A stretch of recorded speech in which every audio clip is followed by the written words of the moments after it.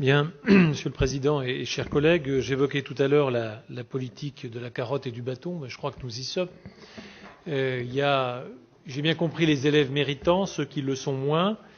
Il y a ceux qui sont dans le viseur de la brigade RSA, et puis il y a les très mauvais élèves, bref, ceux qui sont au fond de la classe, ceux qui osent même faire preuve d'une liberté de parole. J'allais dire quelle insolence, chers collègues. Alors, nous savions déjà que certains acteurs culturels avaient eu à souffrir de vos choix budgétaires, et on voit qu'aujourd'hui, la FRAPNA est sanctionnée financièrement pour mauvais comportement, comprenez, pour avoir fait preuve d'indépendance, qui est pourtant le propre, je le rappelle, de toute association. Et les choses, je le dis, ont été dites par voie de presse, parce que lorsque la FRAPNA a émis un avis divergent sur un projet accompagné par le département, eh bien, elle doit en payer le prix fort. Elle doit en payer le prix fort. J'allais même dire que même votre ami Laurent Wauquiez, qui ne manque pas pourtant d'imagination pour cliver, eh bien, lui-même n'a pas osé en arriver là. Nous le savons, sur la FRAPNA. Il a même reculé sur le dossier d'Isieux, quoi que vous ayez dit tout à l'heure. J'avoue qu'aller chercher un soutien à la FRAPNA chez les agriculteurs, il fallait quand même oser le dire. C'est à peu près aussi convaincant que si vous étiez allé chercher un soutien sur le nucléaire chez les écologistes. Alors, Monsieur le Président, moi, en tout cas, vous laisse imaginer la portée de votre choix à l'égard du tissu associatif départemental tout entier. Il vient d'être question de la Via Ferrata, mais tout de même, je suis membre aussi, au titre d'une association, de la commission départementale du patrimoine et des sites. Mais ce projet a été rattrapé, excusez-moi, par la patrouille, pas seulement par la FRAPNA, mais par l'État tout entier. Pourquoi stigmatiser une association plus qu'une autre? Ça n'est pas du tout le sens, en tout cas, de la manière dont les choses se sont passées. En tout cas, moi je veux le dire, ce que vous nous dites, en l'occurrence, c'est le message suivant.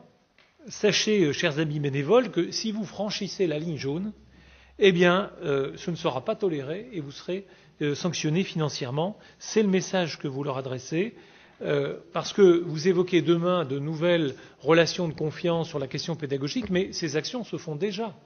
Et moi, j'aurais aimé aussi, quelque part, que vous sépariez le bon grain de l'ivraie, et en tout cas, que sur la considération pédagogique, eh bien, il puisse être poursuivi un certain nombre d'actions et de moyens. Nous savons ici les 4 millions de coupes budgétaires qui ont été faites au détriment de l'environnement, de la jeunesse, du sport et de la culture. Moi, je dis simplement que frapper au portefeuille le secteur associatif, ça n'est pas acceptable. J'allais dire que ça serait même une manière de reproduire la politique à l'ancienne. Et je vous ai pourtant bien écouté l'an dernier, quand vous vous êtes installé ici, vous nous parliez d'instaurer des politiques novatrices, une nouvelle manière de faire. Eh bien, je trouve que, en tout cas, ça n'est pas le cas. Il n'y aurait pas de honte, Monsieur le Président, à revenir sur ce qui apparaît comme une décision en amont, au travers d'un rapport. Moi, je crois que là où il faut savoir faire confiance, là où il faut reconnaître qu'il y a des différences qui peuvent nourrir la richesse, eh bien, je crois qu'il n'y a pas place pour la contrainte et pour la sanction telle que vous vous apprêtez à le faire. En tout cas, que vous comprenez bien que dans ces conditions, nous allons nous opposer évidemment à ce rapport. Monsieur Greffet, la différence, ce n'est pas l'outrance. Et je le redis encore une fois, bien entendu, et vous le savez très bien, parmi les dizaines, centaines d'associations que nous soutenons, ne savons pas du tout quelle est leur étiquette ou leur couleur politique ou partisane, bien au contraire, et même parfois on est convaincu du contraire, et pourtant on les accompagne quand même. Ce que je conteste dans ce cas précis, c'est qu'en fait on est sur une association qui se dit de portée et d'objet environnemental et qui en fait détourne cet objet à des fins politiciennes. C'est ça, c'est qu'on a un détournement de l'objet de l'association. Nous, on est là pour accompagner une association à caractère environnemental. On n'est pas là pour accompagner une succursale d'un parti politique. Et donc, à partir de là, je l'assume complètement. Pourquoi?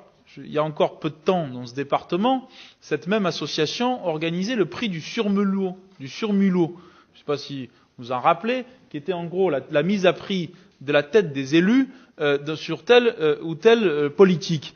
Donc ce que je dis simplement, c'est qu'on ne se moque pas de la tête des élus comme ça en permanence sans que ça ait aucune conséquence.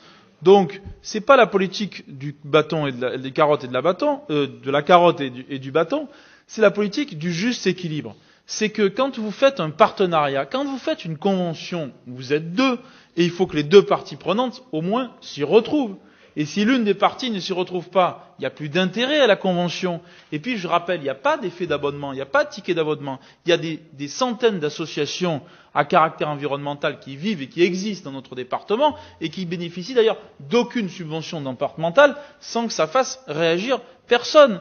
Et que je le dis, en plus, 50 000 €, c'est quand même, et vous l'avez dit vous-même, par les temps qui courent et avec la baisse des dotations, c'est une somme considérable. Quand je pense qu'il y a des associations qui sont à caractère social et solidaire, qui sont au cœur de notre compétence, et qui bénéficient pas du quart du dixième de cette somme.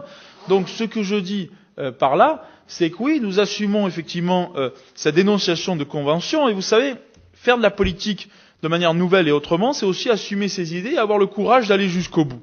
Et oui, nous reculerons pas et nous avons le courage d'aller jusqu'au bout, non pas par prétention ni par fierté ou uniquement pour se dire tiens, on pourra afficher ça en termes de bilan. C'est simplement pour dire voilà, quand on construit une politique départementale et un partenariat associatif, ce partenariat, c'est quand même qu'on tire tous dans le même sens.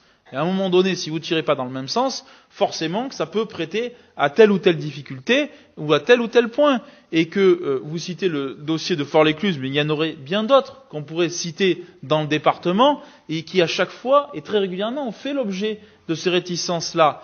Moi, je ne peux pas participer au développement et au soutien financier d'une association qui paralyse l'action publique par des élus qui ont été élus, je le rappelle, démocratiquement. C'est quand même aussi un enjeu de démocratie. Mais je le dis encore une fois, je n'ai absolument rien à titre personnel contre la FRAPNA. À titre personnel, ils m'ont absolument rien fait. Je dis simplement, voilà les termes du débat entre nous, et que oui, la porte, elle est ouverte, et que oui, si la FRAPNA devient ce qu'elle aurait jamais dû cesser d'être, à savoir une association à caractère environnemental, qui est sa vocation originelle, alors je suis prêt et nous sommes prêts à proposer une nouvelle convention, notamment sur la base des projets pédagogiques. Mais on ne peut pas courir deux lièvres à la fois, et il faudra que chacun l'assume. Quant au fait de savoir si on peut être à la fois écologiste et pour le nucléaire, Monsieur Greffet, je suis désolé de vous dire que je suis un grand écologiste et un grand partisan du nucléaire, et je suis certain, comme moi, vous savez très bien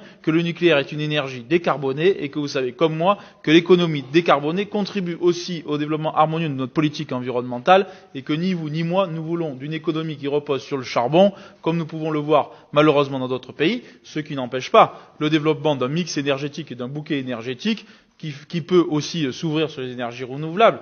Mais je dis simplement qu'aujourd'hui, sans politique nucléaire et sans nucléaire, vous imaginez d'abord le prix de l'électricité et le coût de l'électricité à combien il serait, et vous imaginez qu'on aurait une énergie uniquement par intermittence. Donc voilà, moi je crois qu'il faut mettre du pragmatisme là où beaucoup trop ont mis des présupposés idéologiques qui ont été source de paralysie dans l'action publique.